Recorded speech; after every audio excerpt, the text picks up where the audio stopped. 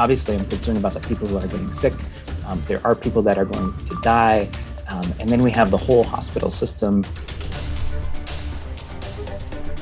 Good evening. First at 5, concerns for health officials as COVID-19 cases in Clark County skyrocket.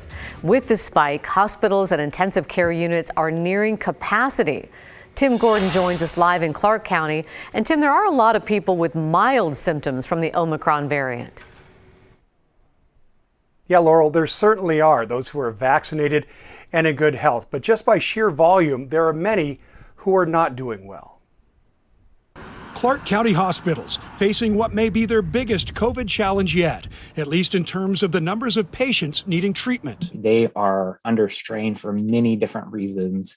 And a COVID-19 surge, unfortunately, is going to make all that worse. This past week, nearly 97% of regular hospital beds in Clark County were occupied, while 98.4% of ICU beds were in use. About 18% of regular hospital beds have COVID patients, while 25% of ICU beds are COVID cases. At Legacy Salmon Creek, they are once again adjusting to meet the needs. Healthcare is a dynamic resource that we stretch to fit the need. So we get creative. And, if you look behind me, you'll see we have tents set up to add additional capacity. And that's the way we work in the ER and in the hospital as a whole. The case numbers show the surge is not over, with an additional 6,100 cases in the past week. Cases per 100,000 residents is up to a record high, 1,679, from 715 last week. And there have been an additional 14 deaths reported. It is true for the majority of us, Omicron may not be that bad if we get it.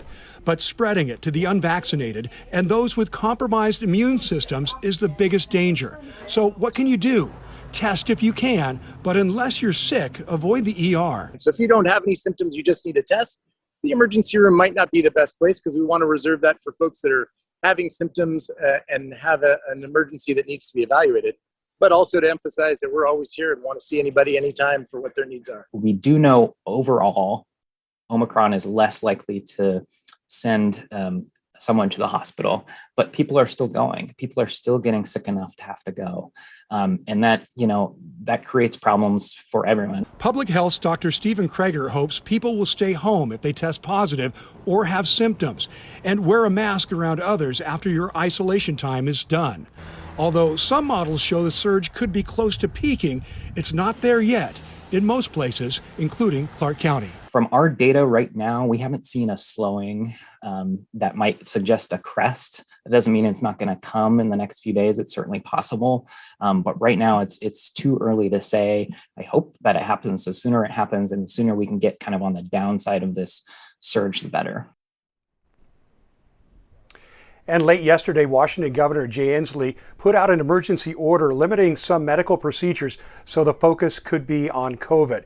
He also ordered up the National Guard to help some hospitals. So far, not in Clark County, but that could change. Laurel? Thank you, Tim. Leaders at Oregon hospitals say they're concerned about the Omicron surge, too. Already, some hospitals are full, first from regular patients and now with COVID patients, too. At Salem Health, for example, doctors are caring for 85 people with COVID. That's about 25% of all the patients who are there in the hospital. But the chief medical officer said Salem Health is full at 112% capacity. The difference now from a year ago is that we're greater than 100% capacity. So there's no room. And that's the part that's worrisome. And we're all holding our breath regarding flu and whether we're going to see that come this season as well. The concern is similar in Bend at St. Charles Hospital, where the chief medical officer said the ER is projected to get 3 times the normal number of people over the next month.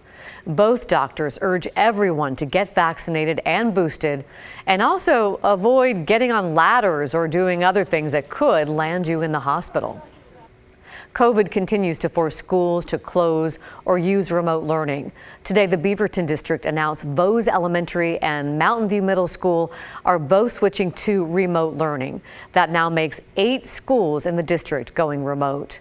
We're We're tracking the entire list of school closures and other changes related to COVID.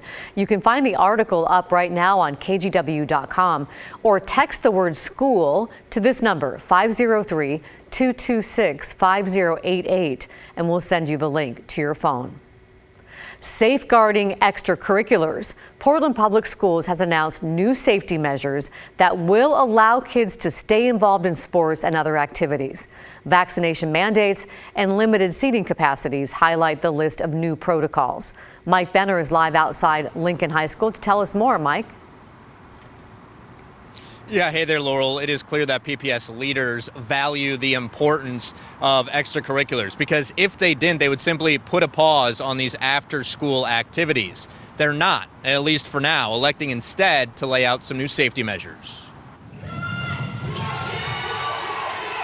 Fully aware that extracurricular activities can lead to an increase in COVID transmission and ultimately school closures, Portland Public Schools announced new measures to slow the spread of the virus at both sporting events and other activities. Taking reasonable mitigation steps to assure that we're okay with. Renee Gonzalez is the executive director of Ed 300, a statewide organization of families devoted to keeping kids in school and activities.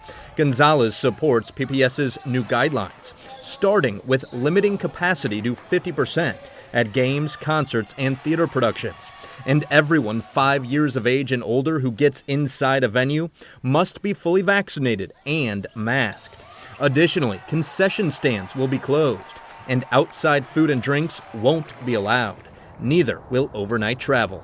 We appreciate the need during a variant spike for reasonable mitigation steps, and but we just would ask that there be a pathway to off-ramp on these type of things. While the pathway back to normalcy remains unclear, the Oregon Department of Education's position on kids and extracurricular activities is clear. Director Colt Gill touched on it during a press conference Thursday. If they can manage to operate after-school activities in a safe, effective way that helps prevent spread, but also gives students access to those extracurricular activities that are sometimes the thing that encourages a student to come to school day after day and helps them in a number of different ways. We think that that still is of value. Among other things, he's referring to the social and emotional support that extracurriculars can provide kids, that connection with peers and coaches, all of which Renee Gonzalez of Ed 300 can get behind. And these are all of the life lessons and connection that we get from sports and the arts, and we've got to protect it every way we can.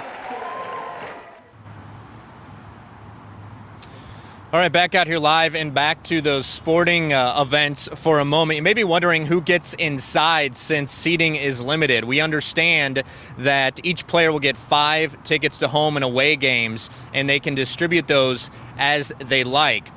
If you don't snag one of those few tickets, you can always watch online. Back to you. And we have Friday Night Hoops tonight at 11 here on KGW. Thank you, Mike Benner, live there at Lincoln High School. You know, it's become a frustrating and familiar challenge for families, the scramble to find childcare when COVID causes closures.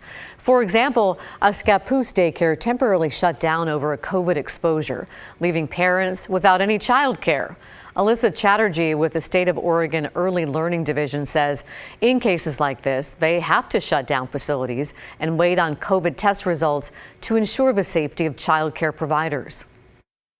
We don't have substitute pools like we have for K-12, which even K-12 is having trouble with substitutes. So it is a challenge of our system. And I think it's one of the challenges that exists because it's a system that's primarily built on the backs of parents.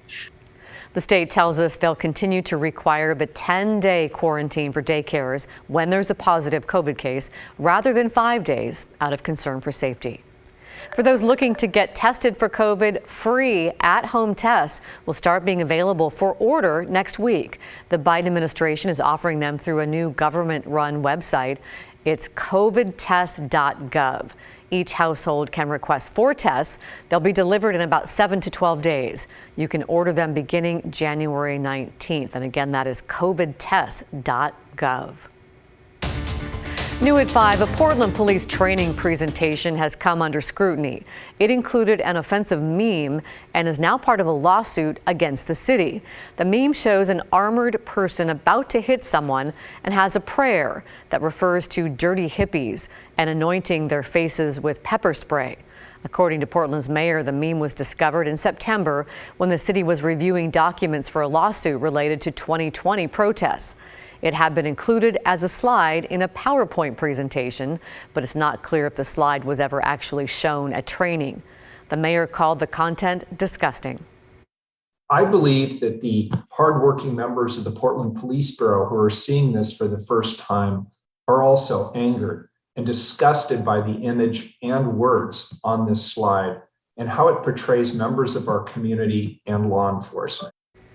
Portland's police chief said he launched an internal affairs investigation as soon as he learned of the content and says it is not representative of the Bureau.